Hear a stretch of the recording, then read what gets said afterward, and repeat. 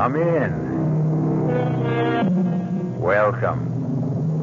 I'm E.G. Marshall. How nice to see you again. It's good to know that you've become a regular visitor.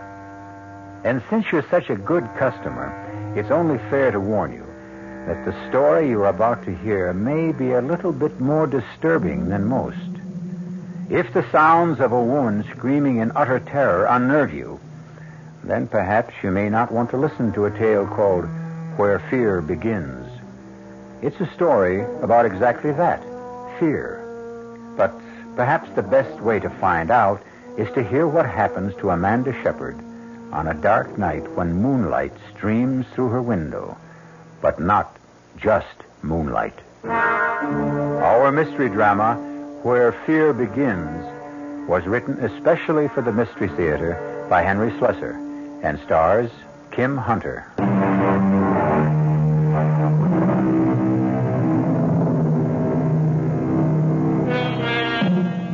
The night is still and peaceful in the small town known as Manassas Valley. Most nights are peaceful here. And one person who enjoys that stillness is Miss Amanda Shepard. The big city is only 50 miles away, but for Amanda, it might as well be 50,000. But there are many ways to shorten distances. And tonight, something is going to happen that will destroy the peace and stillness of Amanda Shepard's life.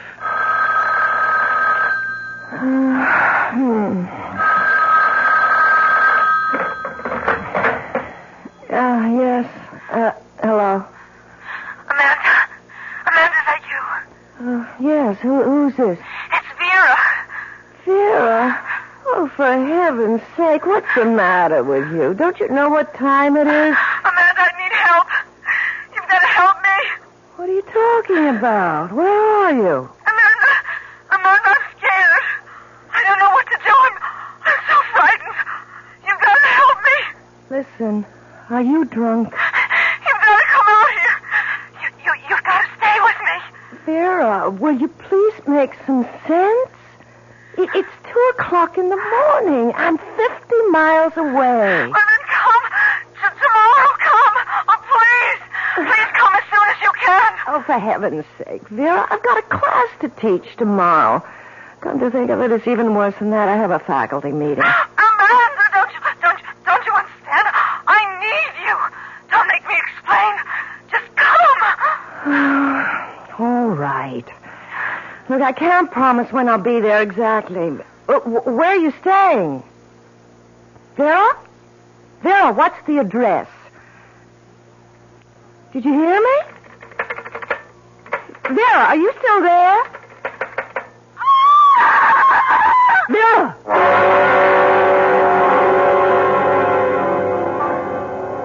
Excuse me. Yes, ma'am. What can I get you? Nothing, thanks. I was looking for the manager. So are his creditors. Well, maybe you can help me. Have you worked here long? Truth is, I don't work here now. I'm what you might call a guest bartender. Oh, I see. Tell me anyway. Well, I'm trying to find someone. I know she no longer works here. She told me she quit her job about 2 months ago, but it's the last bit of information I have about her. Now, who is her exactly? Her name is Vera Shepard. Do you know her by any chance? Nope, I can't say I do. Well, she called me last night and sounded as if she was in trouble. I'm almost tempted to call the police, but knowing Vera could just be some of her melodramatics. Well, thank you anyway. It's okay. Hey, wait a minute. Yes? This Vera Shepard, is she blonde, pretty, about your height? Yes. There's a girl I met in an encounter group last month. Her last name was Shepard, but her first name was Roxanne. Roxanne? Well, that could be her. She always hated the name Vera. She was always threatening to change it. Look, have you any idea where she might be living? Sure. She lives with me. What? In the same rooming house. Upstairs. In indescribable squalor, I might add. What's a nice lady like you doing with a friend like Roxy? She's my sister. Ouch. Well, Excuse me, I think I'll go see if I can pry my foot out of my mouth. Wait a minute. Where's this squalid rooming house of yours? Number 9 Hudson Street, near the river. If you see a bum sleeping in the doorway, that's the place. Hey, you weren't thinking of going there now. Of course. It's not a good idea. Now, you can't go into a neighborhood like that looking the way you do. What's wrong with the way I look? Wait a minute. My friend Tony will be back here in 5 minutes to take over the bar. I'll go with you. Well, I'm sure I can find it alone. There's some pretty bad customers around there. Well, they don't look any better here. You can trust me. Underneath this dirty shirt beats a heart of pure soap. Well, all right.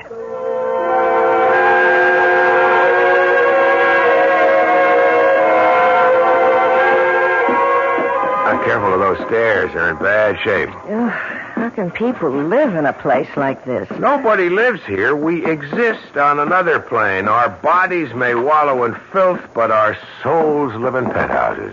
Is that what you learned in your encounter group? Well, here's her door. The grand portal of the Princess Roxanne. She has a radio on. I hope that isn't all she has on. Princess is a little hard of hearing. She must be home. Let me try. Vera? Vera, are you in there? Might be asleep or stoned. Maybe she just went out and left the radio on. Look, I'm terribly worried about her. She really sounded dreadful. She said she was frightened about something. I could always break the door in. It's pretty flimsy. Do you think we should? Just say the word. All right. Please. That's the word. By the way, what did you say your name was? Amanda Shepard. My name is Kurt Davies. Pleased to meet you. That was easy. Come on in. Ooh, what an awful place. I told you, indescribable squalor. Her bedroom must be in here. Vera? Vera, it's me. It's Amanda. Oh, my... Vera! Oh, my God! What is it? Is she sick? Look at her. Look at her eyes. Easy, take it easy. I don't think she's breathing. She's dead. Oh, my God, my poor sister is dead.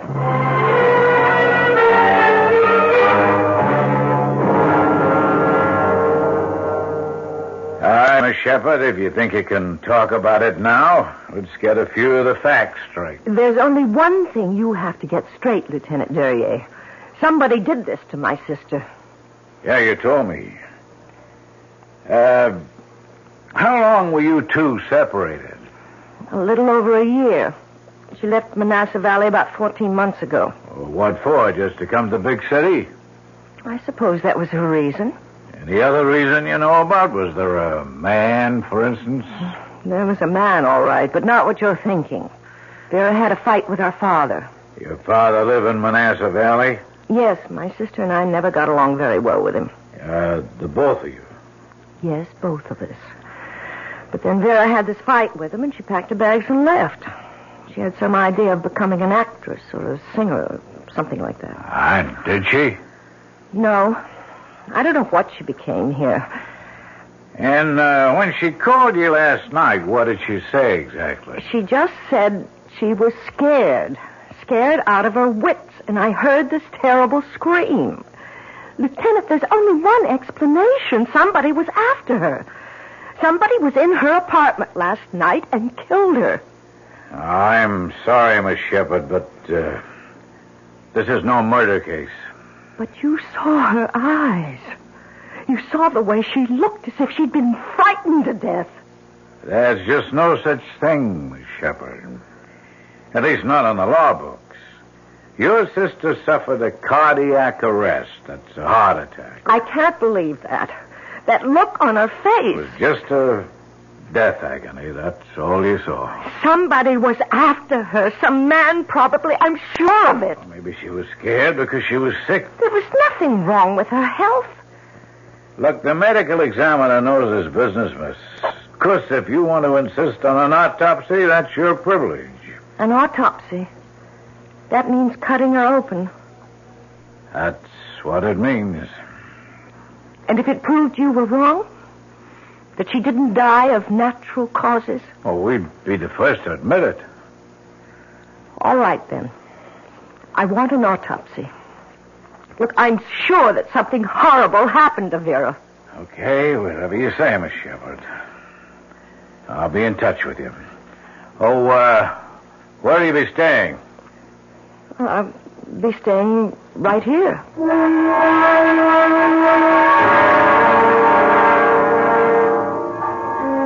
I just don't see how you can live in that place. Well, the rent's been paid until the end of the month. There's no reason I should stay anywhere else. Thought you had a job in Manassas Falls. Manassas Valley.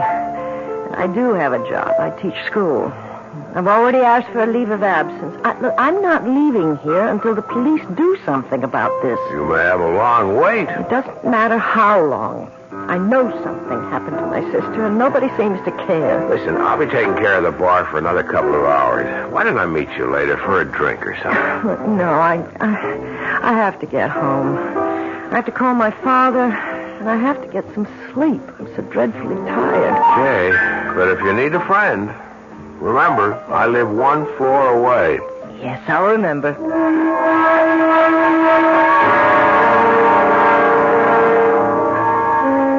Dad, there was no way I could make the funeral arrangements yet. Why not? Because the police are performing an autopsy on Vera's body to determine the exact cause of death. What?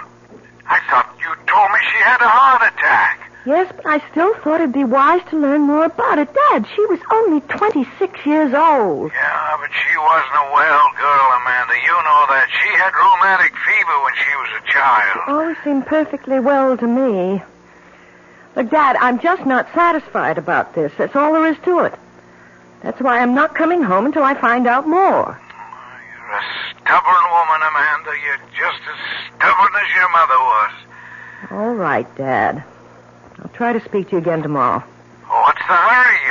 You haven't talked 3 minutes with yet. I'm exhausted. I've got to get some sleep. Goodbye, Dad. How can I sleep? How can I? I know I'm just going to lie awake all night. Just thinking about Vera. Oh, Lord, why did I decide to stay in this horrible place? I have to clean it up tomorrow. It's so filthy. At least that'll give me something to do. Oh, if only I could sleep. I wonder if Vera has anything in the medicine cabinet. Won't hurt to look. Yeah, what a mess of bottles. Half of them are empty. What's this one? Aspirin. Wait a minute. This one's marked. For sleep, thank God. It's the only way I'll get to close my eyes tonight.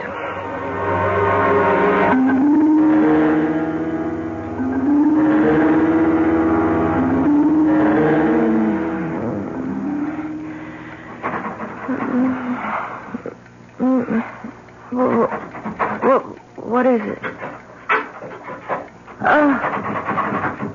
It sounds like someone at the door. At the front door. 1 minute. All right, I'm coming. If I can just find my slippers. Who is it? Oh, my God. Oh, my God, who's out there? Who is it? Who's out there? Go away! Go away! Whoever you are, go away! The door! The lock's broken. It's coming in here! Oh, God, it's coming in! Ah! Oh, dear Lord, help me! Help me, somebody! Ah!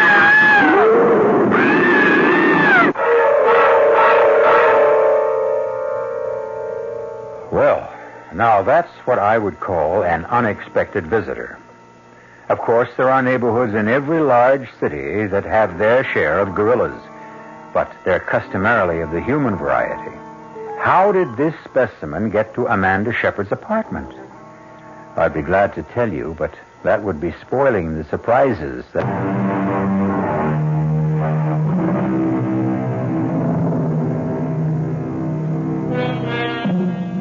And Now, here's the second act of Where Fear Begins. Well, it appears that no harm has come to our friend Amanda Shepard, unless you call a good case of hysteria harm. But now there's another visitor to the apartment, Kurt Davies, who quickly raced up the stairs when he heard her cries for help.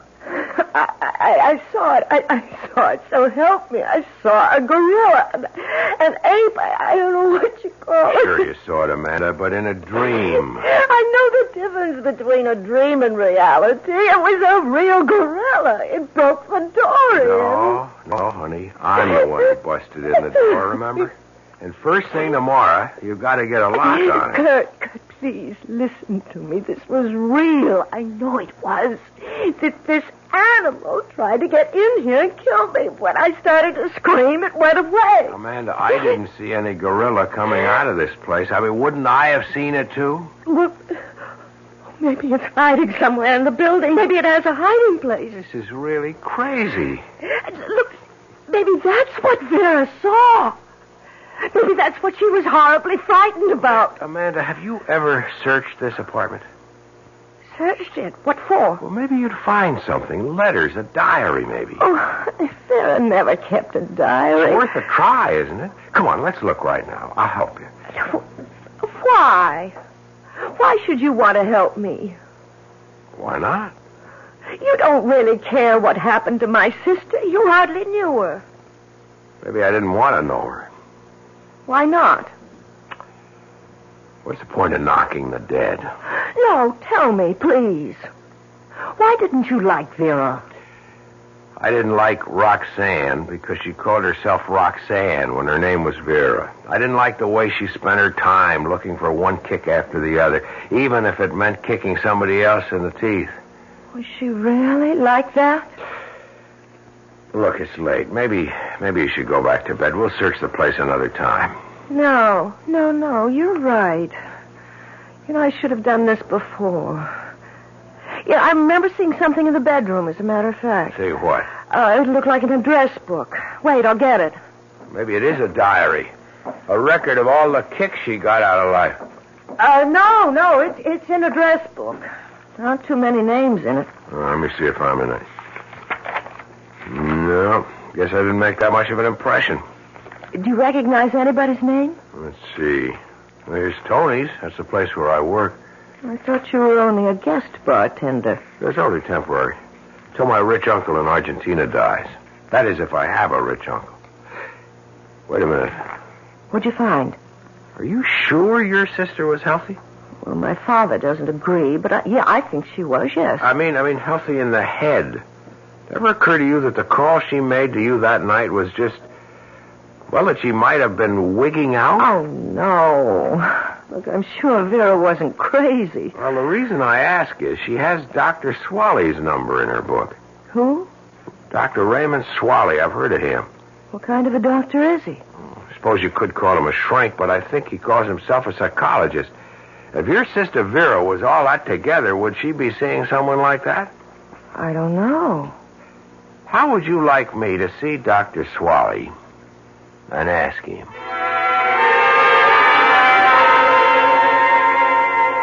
No, the name isn't familiar, I'm afraid. But I won't trust my memory. I have a book that my secretary keeps for me. She might have called herself Roxanne Shepard. It's a very neat alphabetical book. Miss Riegelman tends to be a little compulsive about her record keeping. I'll have to explore her subconscious one of these days. No, there's no one of that name who was my patient. Maybe you knew her personally. Oh, I'm quite sure I didn't. Yeah, but your name was in her address book. She might have heard about me. You mean she might have taken down your name but never called you? Well, that's possible, isn't it? I guess so.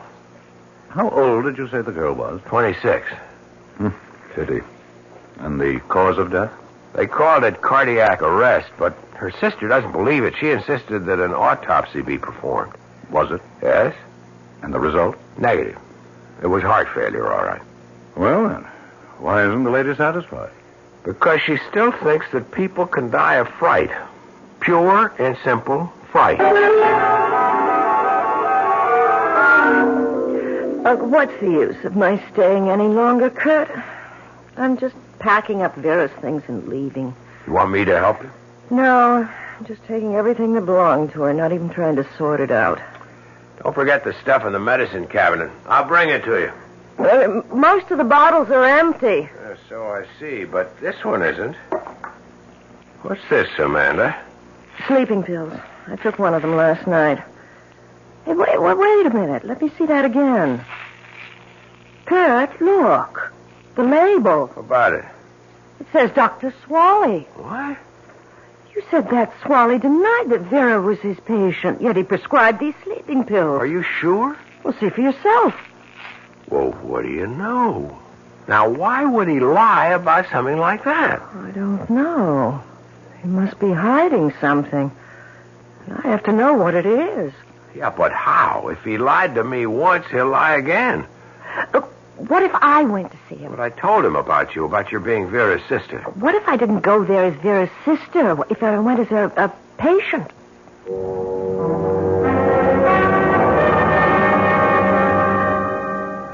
I'm so miserable all the time, Doctor. So depressed and nervous.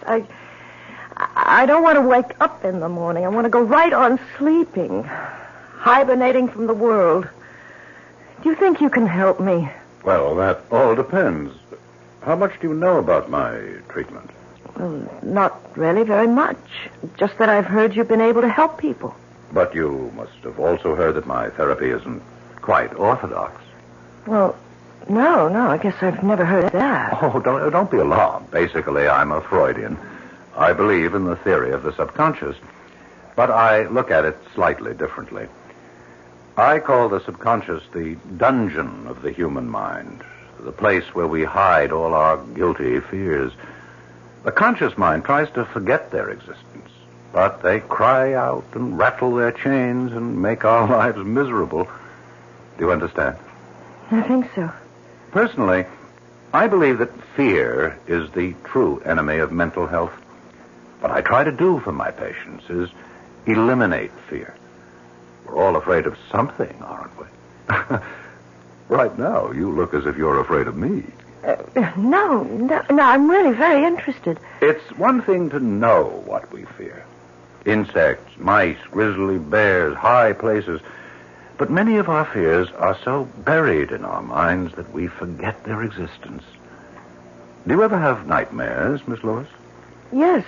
In fact, I had one just the other night. I dreamt that a gorilla tried to break into my apartment. It was so terribly real. Are you especially afraid of gorillas?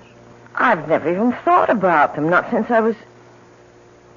For heaven's sake. You were about to say, not since you were a child. Yes, when I was a child, only 4 years old. I'd forgotten all about it. But you remember now.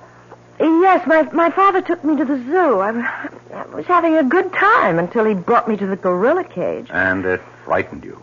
Well, at first I was fascinated. I'd never seen anything like it before. So much like a man and not a man. So Daddy picked me up so I could get a better look. And it reached for me.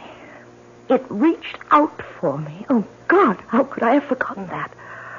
I screamed at the top of my lungs. And just the other night you screamed again? Yes. Isn't it incredible? But don't you see what happened? You relived this fearful event of your childhood, what we call a traumatic experience. Now that you've done it, faced it, perhaps you've also uprooted it, along with other repressed fears. Well, I don't know about that. All I know is I was absolutely terrified. Terrified, yes, but perhaps also purified. Miss Lewis, I'm sure you've heard of LSD, haven't you? LSD? Oh, yes, of course. It's that drug that makes you see hallucinations. No, it isn't the only drug, you know. There's mescaline, psilocybin, and a new derivative of LSD-25, which I've developed, known as EN30. I don't understand. Well, LSD is the chemical shorthand for lysergic acid and diethylamide. A very small amount can produce hallucinations of every form and variety. EN30 is rather different. It produces only one kind of hallucinatory affect, the effect of fear. Fear? Some people call it, incorrectly, the horror drug. It's a powerful hallucinogen, dangerous when used carelessly, but extremely useful under controlled conditions. It goes right to the sub-basement of human consciousness and brings up images from the very place where fear begins, the dungeon of our minds. You mean it makes people see the things that they're afraid of? Yes, usually the things which frightened us when we were children. And what makes it dangerous? The fact that we might be scared to death? Oh, scared to death is a highly inexact term, but in certain cases... In the case of a heart condition? Oh, I would never administer the drug to anyone with such a history. How long does the effect last? Well, varies greatly among individuals, but like LSD, the effect can often be cyclical. That is, the hallucinations can return on a cyclical basis, even if no EN30 has been taken for several days. This is one reason why controlled use is very important. Dr. Swally, are you giving this drug to all your patients? Oh, no, my dear. Only to a few, and under strictest supervision. And, of course, with their complete understanding and agreement. I see. Yes, I really think I understand now, Doctor. Listen, Amanda, do you know what you're saying? You're accusing Swally of being a criminal. That's why he lied to you. He was afraid to admit that Vera was his patient because he gave her this horror pill of his. And she died. Well, you don't know that for sure. I don't know it. He says he never gave anyone the pill except under controlled conditions. But he lied. He said he'd never give one of those things to someone with heart trouble, but he gave one to Vera. Look, you're all worn out. You better get to sleep, and we'll talk about it in the morning. I'm going to the police in the morning, Kurt. Will you go with me? Amanda, I've already been to the police. What? I saw Lieutenant Duryea. But why? I've been worried about this undercover game you've been playing. So I talked to Duryea, told him about what you were doing and what you suspected. And? Duryea made a check of Swally's records, Amanda. He made it part of the routine police inquiry into your sister's death. What are you trying to say? Swally wasn't lying about it. What? He wasn't lying about your sister. She was never his patient. But the sleeping They pills. must have belonged to one of your sister's roommates, or maybe she just swiped them from somebody else's house.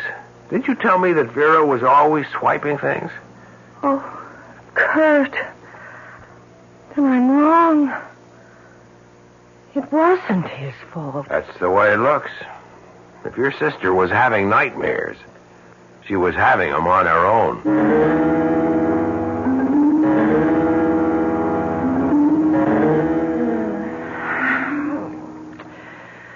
Oh, it's so warm in here. It's too warm to sleep. I've got to open that window or I'll suffocate. It's so hard to open. Oh, there. Whew, that should help a little. What was that? Oh, good Lord. Oh, good Lord, something flew in here. It's right in my room. Ah! It's not a bird, it's a bat. It's trying to get in my hair. Ah! It's in my hair. It's all tangled up in my hair. Ah!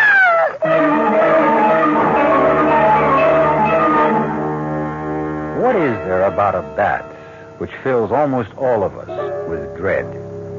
Is it the cape-like wings, the rat-like face, the raking claws, the terrifying screech of their voices?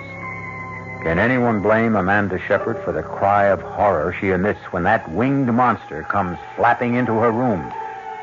Or was there really a bat? Was it only a creature of her imagination?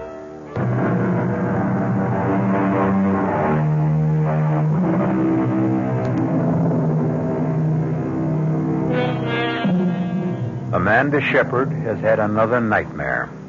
A dream so vivid that she lies in her bed this morning in a state of shock, still unable to believe that the bat which flew into her room the night before, isn't still entangled in her hair. It may have been the heat, Amanda.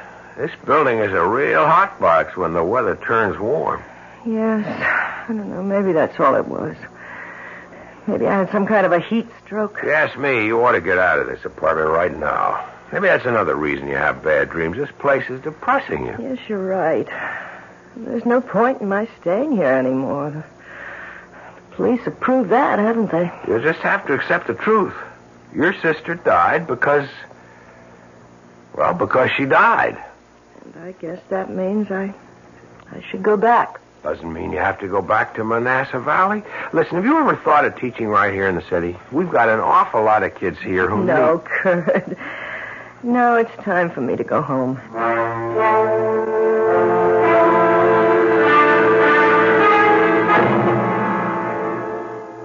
So the whole thing was a waste of time, wasn't it?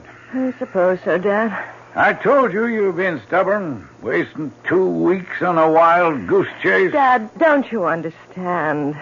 Vera died without either one of us being there. She died all alone, in agony. And whose fault was that? Who told her to leave home? All right.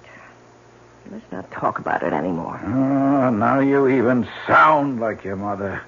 Whenever she didn't want to hear the truth, she'd ask me not to talk about it We've anymore. said it all, haven't we? I'm going to bed early. I've been sleeping very badly lately. Amanda, wait. Yes, Dad? Look, why does it have to be this way between us? I don't know what you mean. It's been like this for years. This wall of ice between you and me. What put it there?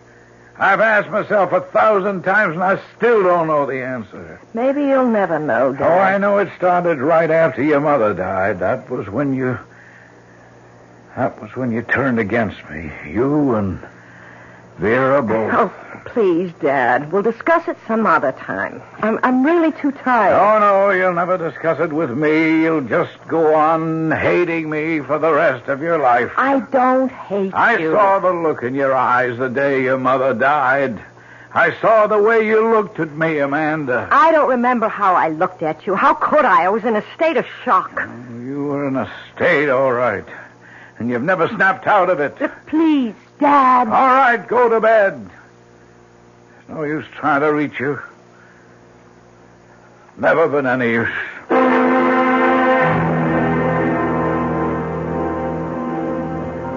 Hi, handsome. Hey, this is turning into a permanent job for you, isn't it? I guess I'm just a natural-born bartender, that's all. What can I get you tonight? Well, how about a Manhattan? Did you learn how to make one of those? I'll give it a try. Hey, how's your blonde friend these days? Which one?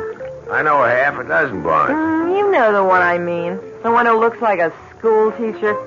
She is a school teacher. No kidding. Now, where is she now? Going back to teaching school, I guess. Hey, you really liked her, didn't you? That's what I heard around. I liked her. But she's strictly a small-town girl.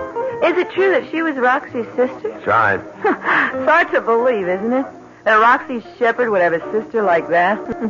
Hey, did you know that I was her last roommate? What? That's right.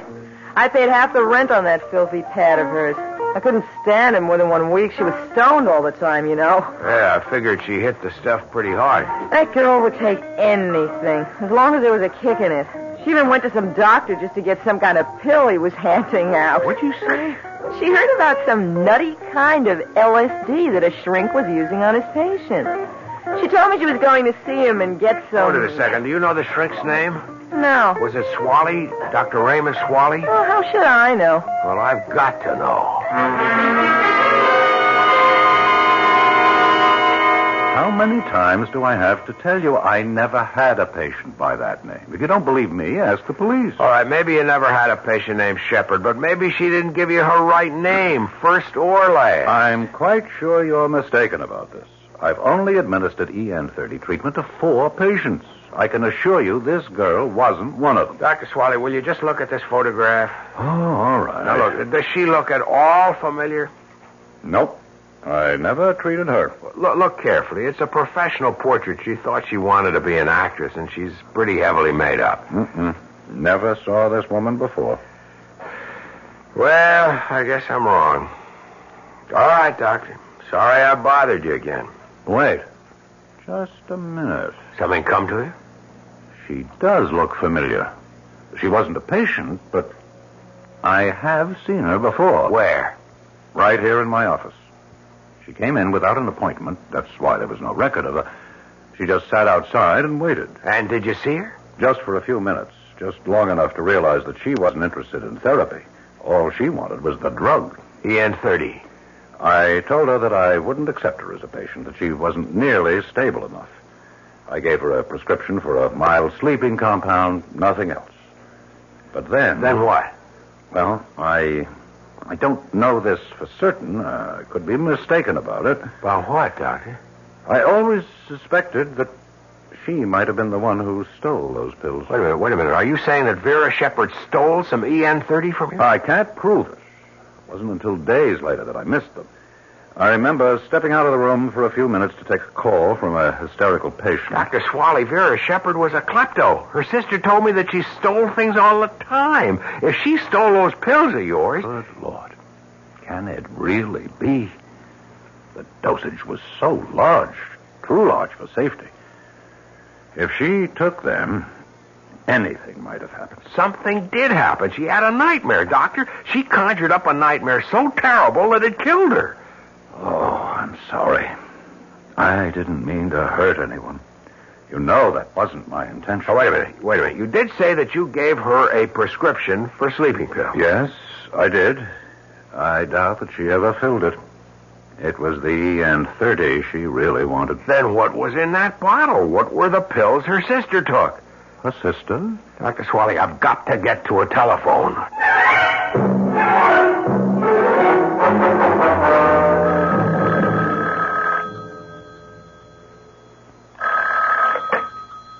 Hello? Hello, is Amanda Shepard there?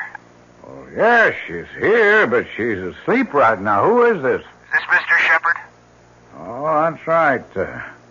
Can I take a message? Mr. Shepard, you don't know me. I met your daughter in the city, but it's very important that I speak to her right away. Well, I'm sorry, but I told you she's fast asleep. Would you know if she's taken anything to help her sleep?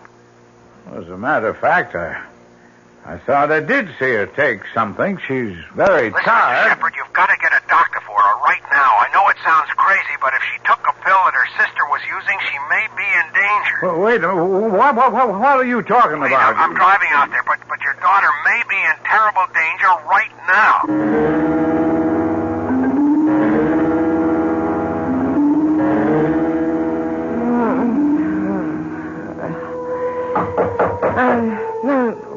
Who is it?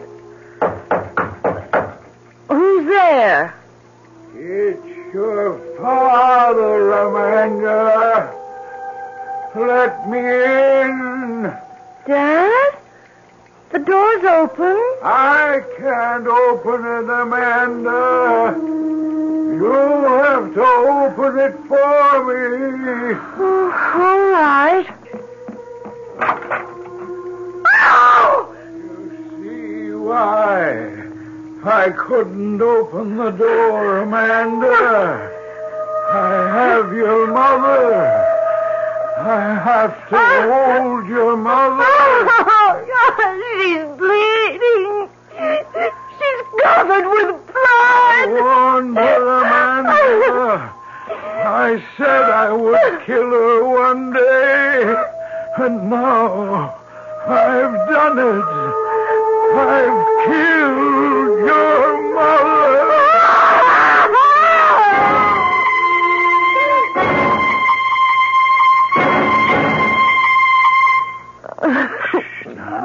Now, it's all right, darling. It's all right, baby. It's okay now. Oh, my God. Oh, Daddy. It's just a dream, honey. Just a bad dream. Daddy, please hold me. Don't let me go. No, Amanda. No. I won't let you go.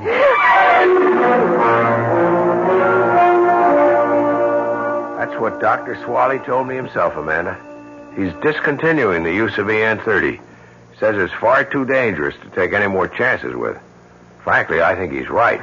Kurt, do you know what my sensation was? What? I saw my father walking into the bedroom, carrying my mother's dead body. Ouch, that must have been pretty grim. Well, the strange part is, it reminded me of something. Something I'd forgotten a long time ago. What was that? When I was a little girl, I used to hear my father and mother arguing downstairs. Fighting with each other night after night. Well, I was so afraid. Well, it's understandable. But you know what I was afraid of?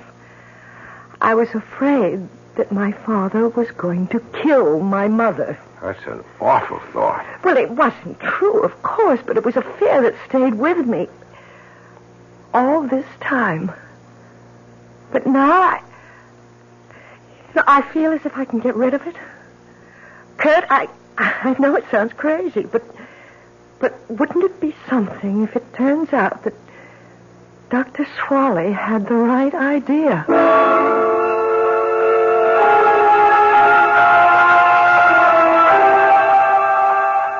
Well, personally, I don't think I would care very much for that kind of shock treatment. In fact, I think I'd rather have my neurosis and gorillas, bats, and so forth in my house. But to each his own, huh?